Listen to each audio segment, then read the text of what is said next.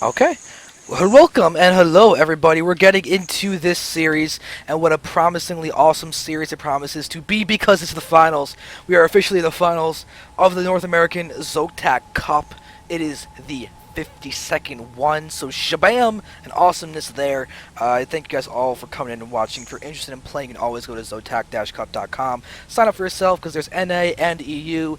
NA is on Saturday at 6 EST. EU is Sunday at, I believe, 8 EST.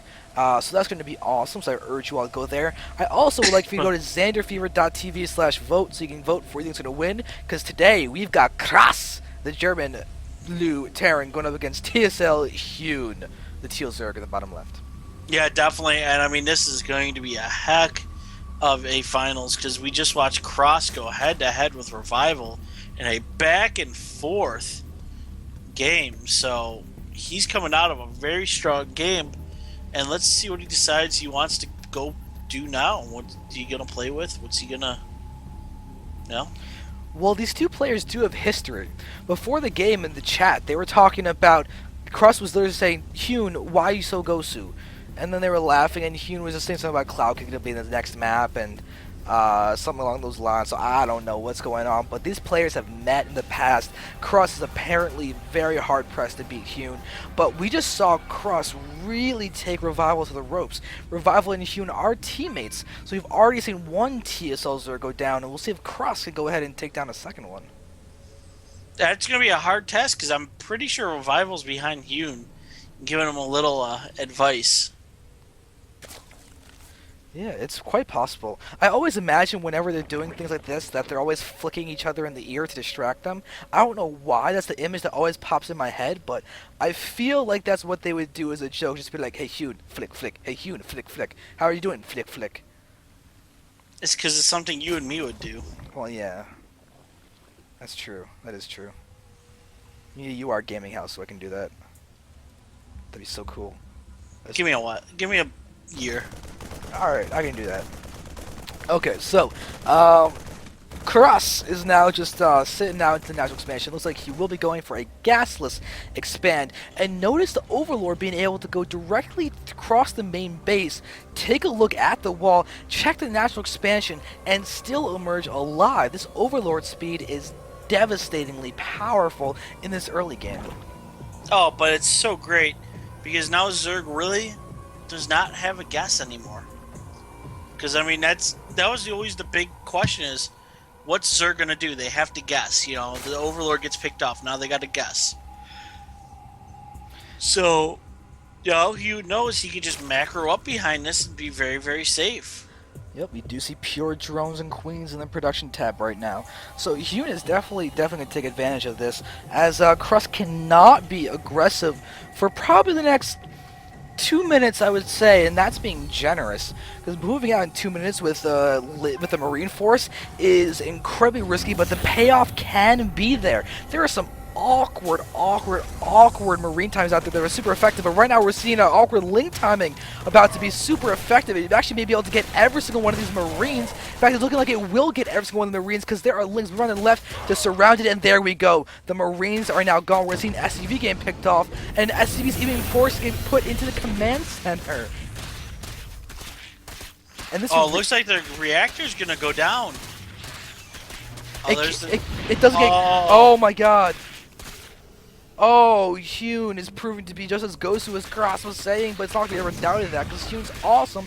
But now we're watching Hyun being able to whittle down a few of those SCVs, and look at all the mine times being lost. But KrasS is actually microing his SCVs well to get down those lings. I just don't know why KrasS isn't making any Marines. I think he wants a Hellion. There's a Marine being made now. Yep. And a Hellion. So there we go. I mean, right now, this is being way more effective than Sixlings ever should have been. Hyun really knows how to make it effective, but he's now been taken care of. But in the meantime, Hyun is actually taking a third base. That's crazy. He has. And now we get to see what happens when there is it. Okay. And here comes the starport. Now you have a lot of gas saved up. Do you think Banshee? I think Cloak Banshee. I think Hyun should expect it because Hyun sees both of those gases. And we see him pushing forward, he's going to be able to see the starport. And now that's actually really enforced for KrasS. KrasS may be forced to do something weird, like get out a Viking or a medevac and go for a drop, hunt overlords, do something weird. Because honestly, I don't think he can be effective with Cloak Banshees or something anymore. I think Hyun should be able to see that coming and prepare for it accordingly and be perfectly okay. I'd agree with you, except for you don't see any Evo chambers, and you're just seeing lair started. So He's got time though. He could literally put down the Evo chamber in 30 seconds and he'll still be okay with the timing of it. there's the Evo chamber.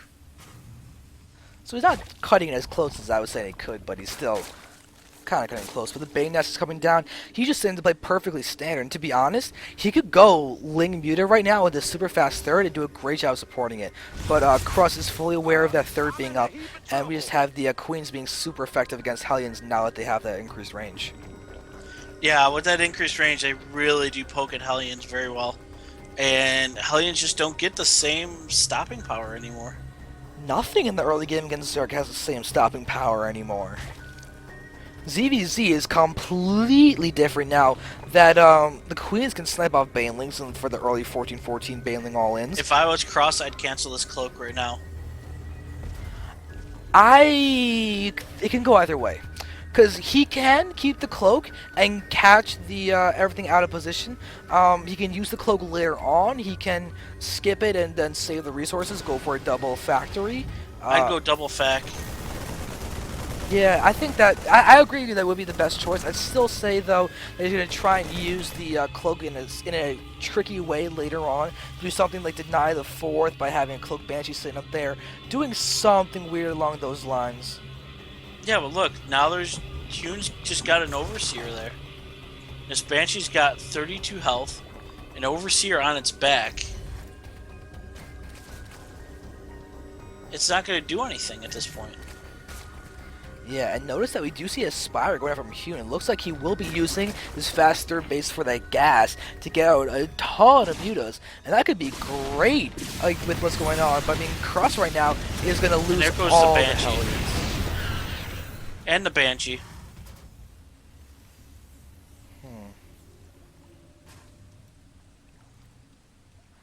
So Hyun is actually really showing to have a nice position over KrasS. And that's weird because you guys aren't voting. I'm yelling at you not to vote. ZanderFever.tv/vote. Well, I mean, look at the creep spread already from Hyun. Hyun has a great idea what's going on with the creep spread. He's breaking down those side rocks in case, KrasS wants to take like that middle third with a, or a PF. I mean, Hyun getting his fourth. Really, Hyun just going to macro up, and this economy's going to hit. And yeah, 8 mutas right now on, or 6 mutas being made right now. Yes. And thank you to you all for voting, because now we actually have stats to look at. Looks like 75% of people think KrasS is going to win, and 25 think Hyun is going to win. So it looks like people really have faith in KrasS' ability to come back, and this drop may be the avenue to do that with. Possibly. It's a very important drop, but I do like Hyun breaking down all these rocks. Yeah, it's one of the best things you can do against KrasS. You know what's even better than breaking down rocks? Having Mutalists on the field. So now we're going to see the Mutas pushing forward. They may try and catch the medevac. It looks like they should be able to, but his medevac should start dropping. And there it is. The dropping is going to begin. Dropping will also end because the drop is now dead. Drop is very much dead, but now KrasS is actually getting a pretty solid position. Has a lot of turrets up. But 30 Banelings. Oh my god, 30 Banelings. Oh my god. Oh my god, I am about to just go nerd out all over the place. Hyun just gonna go buck wild over this. Oh, and GG getting called by KrasS immediately, but we want to watch the explosions. Explode Bane. Oh, the Lings aren't dying. There we see some explosions. More explosions? Apparently no more explosions. Alright, so that was pointless. Alright guys, but that is game number 1. It is going to TSL.Hyun in rather nice fashion, so we're going to go ahead and just say move on to game number 2. We don't need any preamble or post-amble or whatever various ambles there are. I'm waving my Replay arms and saved. we're going to go to game 2.